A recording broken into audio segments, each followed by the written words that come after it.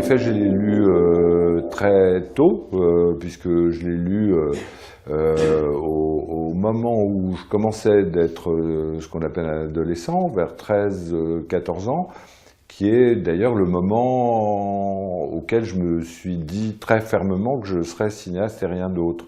Et d'ailleurs, c'est pas indifférent. C'est-à-dire, j'ai lu ce livre à un moment où, voulant être cinéaste, le décidant, je me demandais nécessairement, j'imaginais des films possibles. Et celui-là, quand je l'ai lu un peu par hasard, parce que c'est partie des premiers titres de la série noire, et mon père en lisait beaucoup, donc je l'ai lu comme ça en le trouvant dans une pile. D'ailleurs, un petit peu dérobé de façon sans doute à ce que je l'atteigne pas. Du coup, je l'ai lu avec une certaine avidité et je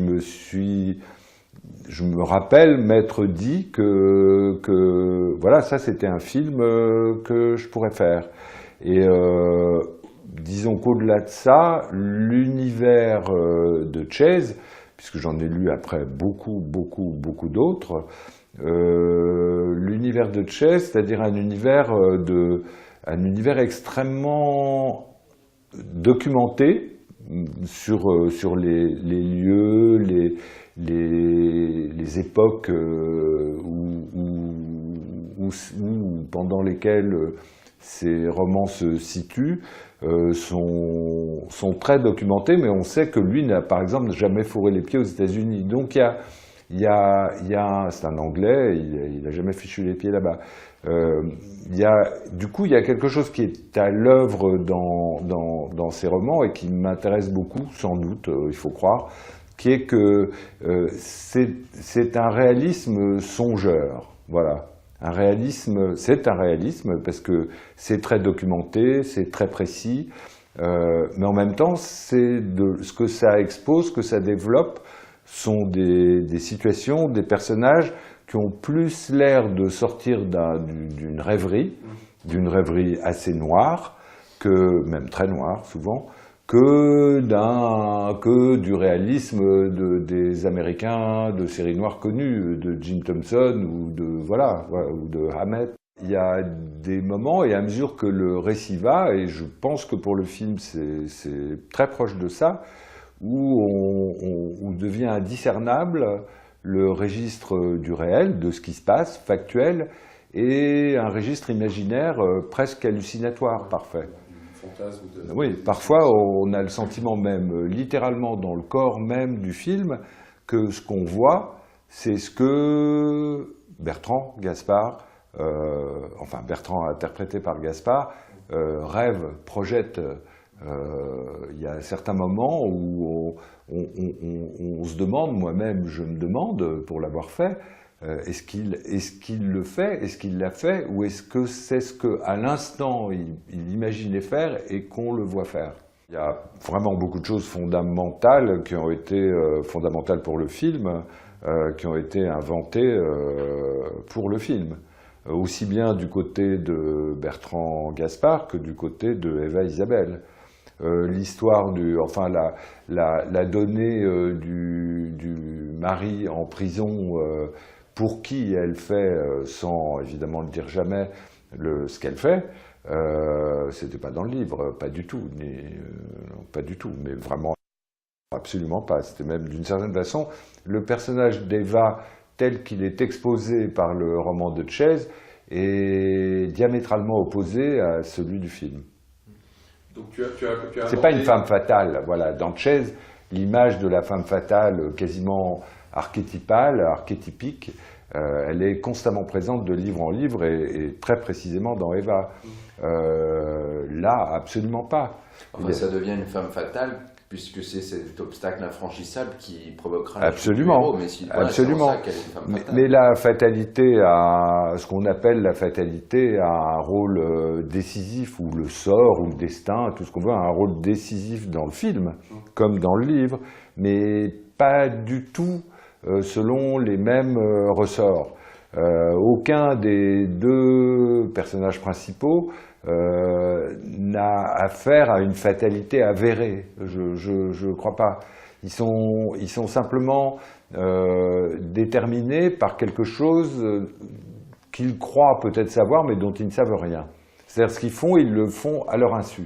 Il y a un mystère, une forme d'opacité qui demeure. Mais justement, la nature de cette opacité, de cette énigme, elle est d'une sorte, on peut dire psychologique, encore que c'est un peu, mais je dirais mentale, quelque chose qui tient à la psyché des personnages au lieu de tenir à un destin incarné par tel ou tel. C'est pas exactement comme dans le livre, enfin c'est même pas du tout, un garçon en chute libre qui rencontre sur son chemin une femme fatale, une image de femme éternelle qui va l'entraîner pour accomplir définitivement cette chute. Oui, c'est le cas, parce que ça raconte ça, mais pas du tout selon les mêmes ressorts.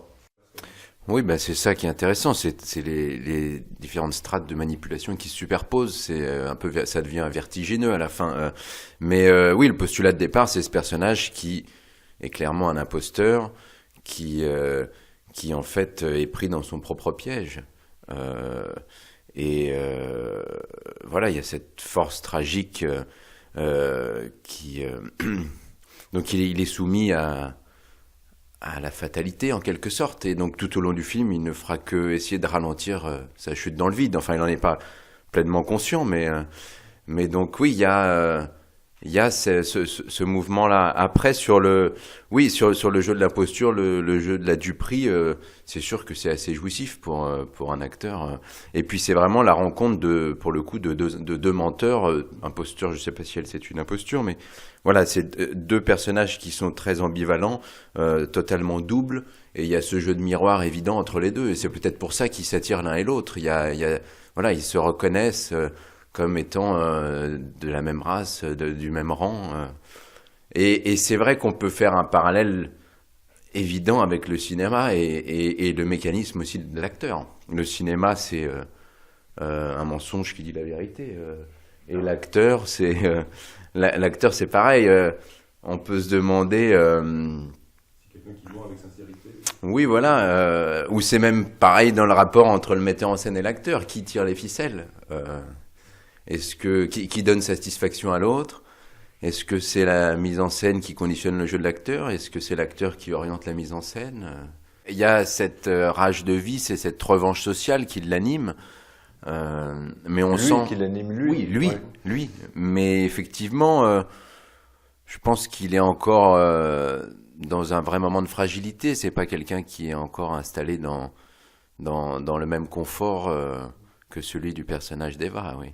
Mais il n'a pas le même type de secret que Eva. Tous les deux ont un secret à garder qui est la cause de l'image d'eux-mêmes qu'ils projettent. Chez Eva, elle ne dévoile jamais, elle tient secrète la cause de son activité la plus quotidienne, qui est un homme auquel elle est de toute façon et entièrement, radicalement attachée, et pour qui elle fait ce qu'elle fait. Tandis que lui, ce à quoi le secret qu'est le sien, c'est un secret criminel. Il a volé, il a subtilisé, il a usurpé et il a quasiment tué. Donc c'est très violent chez lui. Il y a une grosse différence avec les autres films que j'ai fait avec Isabelle. J'en ai fait 5 avant celui-ci, c'est le 6e. Les 5 précédents ont été quasiment, je dirais pas imaginés, mais en tout cas conçus pour elle, avec en tête l'idée que ça serait elle. Or là, non. J'ai écrit le film en pensant à Gaspard.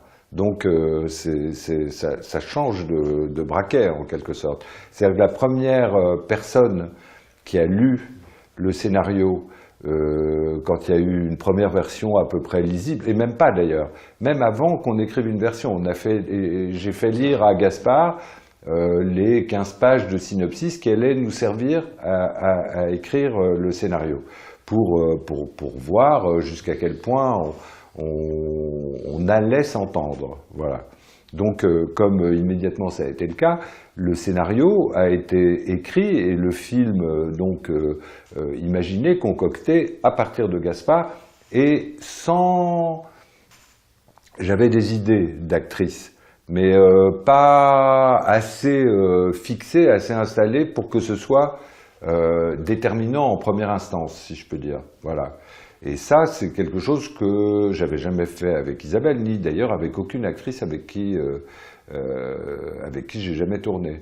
C'est-à-dire que j'ai demandé à Isabelle alors que je pensais à une, voire deux autres actrices qui pourraient le faire. Et ça n'aurait pas du tout été le même film. Et d'ailleurs, on en parlait tous les deux. Donc voilà, c'est plus flottant que d'habitude à l'égard d'Isabelle.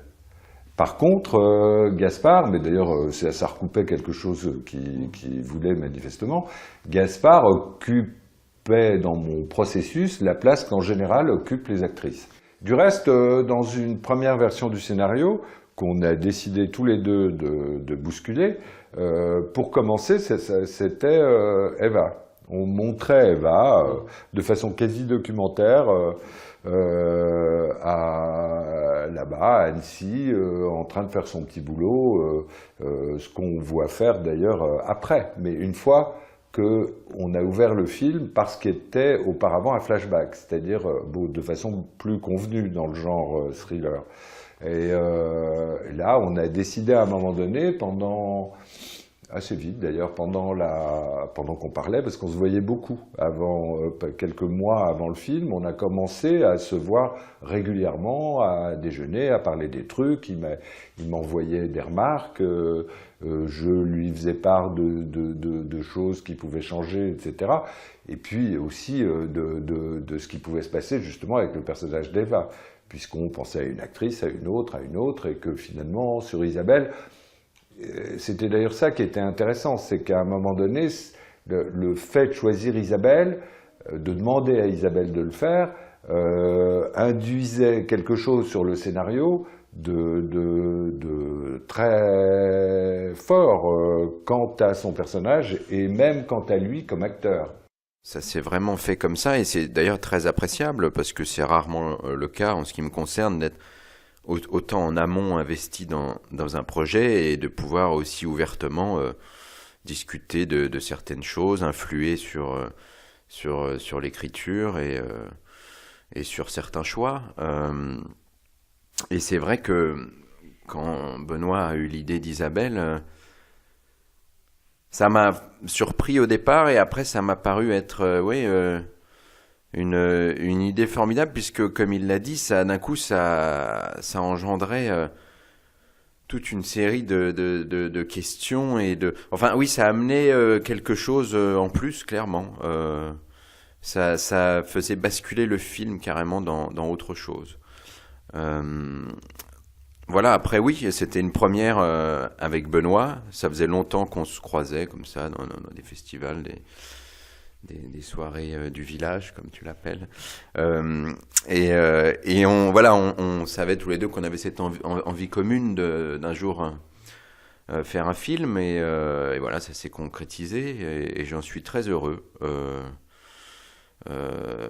Bon, je ne vais pas parler de Benoît devant lui.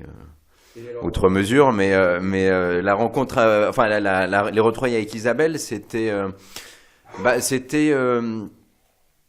je sais pas si on peut parler de retrouvailles parce que en fait j'ai rencontré Isabelle vraiment sur ce film, je pense, puisque j'en avais un souvenir qui était très différent de la Isabelle que j'ai découverte sur ce tournage. Ça s'est vraiment fait avec une évidence, une facilité. Voilà, c'est quelqu'un qui est extrêmement professionnel, extrêmement investi. Enfin, tout se fait de façon très fluide. Moi, je suis toujours fasciné de me retrouver face à une actrice qui a ce statut et cette qualité. C'est une partenaire formidable, et puis même de l'observer travailler, composer, c'est extrêmement intéressant. Ça, c'est important, parce que en fait, en tout cas, les premiers jours de tournage, il jouait et en même temps il l'observait jouer. C'est-à-dire, surtout la première scène qu'on a tournée avec tous les deux, qui est d'ailleurs la première, qui est une longue scène, et qui est la première fois c'est pas la première fois qu'il la voit, mais c'est la première fois qu'il va chez elle, dans son lieu, là. Et en même temps qu'il joue avec elle, qu'il joue la scène, il la regarde, il regarde comment elle fait. Voilà. C'est vrai. Et c'est formidable, ça. C'est un truc... Est-ce que toi aussi tu regardais comment elle faisait? Est-ce qu'elle t'a surpris? Qu'est-ce qu'elle a apporté au personnage? Bon, moi, elle me surprend dans la mesure où elle me surprend toujours. Hein.